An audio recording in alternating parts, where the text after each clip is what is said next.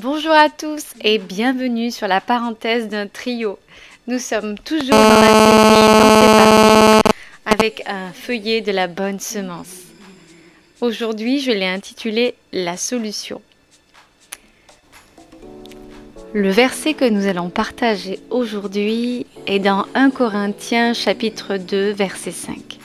Il dit ceci: que votre foi ne repose pas sur la sagesse des hommes, mais sur la puissance de Dieu. Le titre de ce feuillet en entier est Solution divine à des problèmes humains. Encore une fois, je l'ai rétréci pour que ce soit plus facile. La solution.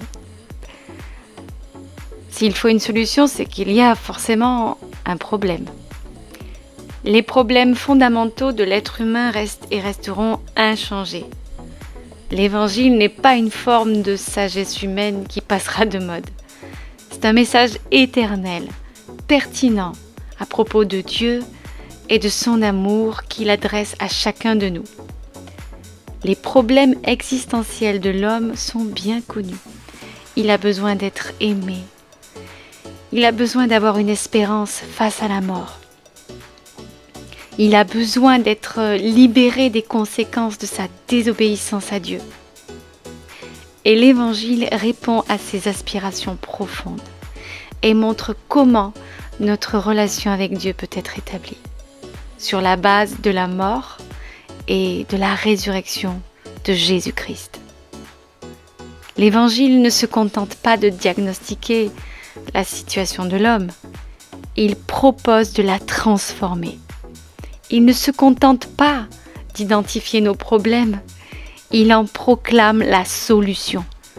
Il témoigne de l'amour extraordinaire de Dieu à notre égard et nous montre jusqu'où cet amour est allé pour nous sauver d'une condamnation certaine. Il est allé jusqu'au don de Jésus-Christ et il veut maintenant nous libérer pour que nous puissions vivre en sa présence dès aujourd'hui. De plus, il nous offre une espérance ferme et inébranlable pour l'avenir. Grâce à sa mort et à sa résurrection, Jésus-Christ a le pouvoir de libérer ceux qui, par la crainte de la mort, sont pendant toute leur vie tenus en esclavage. Vous pouvez le lire dans Hébreux, chapitre 2, verset 15. La foi chrétienne ne se résume pas à une assurance pour l'au-delà, loin s'en faut. Mais le fait est qu'elle donne la réponse à cette douloureuse question.